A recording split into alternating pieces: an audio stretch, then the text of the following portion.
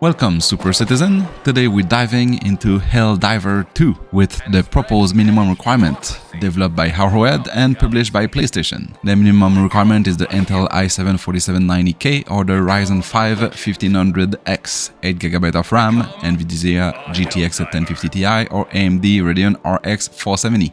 And 100GB of space. Unspecified rich resolution and unspecified on which settings and unspecified which target FPS. Welcome to Respawn PC, I'm Dunk, let's dive in. For testing the proposed minimum requirement, we're going to go with the Ryzen 5 1500X because I don't have the Intel variant, and the GTX 1050 Ti because I don't have the RX 470. 8GB of RAM, that is easy, and we're going to do it from an SSD because I don't want to wait from a HDD. For the graphic settings, I left it at auto detect, so that is what the settings give you when you start the game. So it put everything in the medium and high settings. Obviously remove the motion blur. The upscaling quality is at ultra quality. Obviously we're playing at 1080p, and with those settings we're reaching a 35 FPS. For me it should be a 60 FPS at least to play a shooter game, but what I can say, it comes from PlayStation, so a console FPS should be 30 FPS I guess. If this was their goal, then they somehow achieve it. It's highly playable, but we'd never reach a high density of a bug to crash, so not sure with higher density what it will look like. Also probably differ if you go on a different planet. I just start the game, so I'm still on the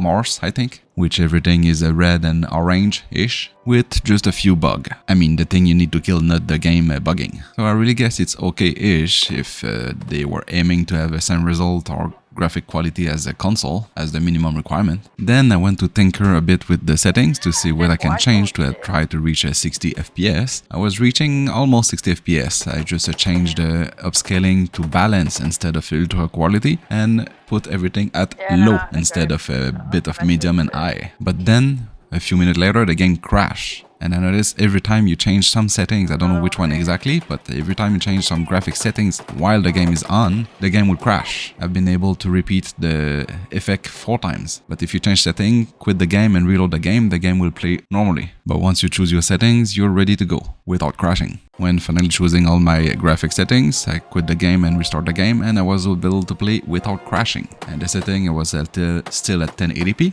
at a low setting and lowest settings. Render, I drop it from ultra quality to balanced. And with a higher visibility than the gameplay that just crashed, we have a high of 65 FPS but a low of 37 FPS. It's still playable because we have an average of 46 FPS, but every time you encounter a bunch of bugs, like a dozen of bugs, the FPS drop easily to the 34 FPS. Every time you get in a good part of the game, the FPS is dropping. Still playable and less stutter than the auto detect settings, but still not 60 FPS. The CPU and the GPU are in their 80s of percentage of utilization. The GPU memory VRAM is almost at maximum capacity, and for the RAM we are half, using only 4GB. So there's probably some tinkering you can do to get a bit more FPS of the minimum requirement, but if you just want to download and play,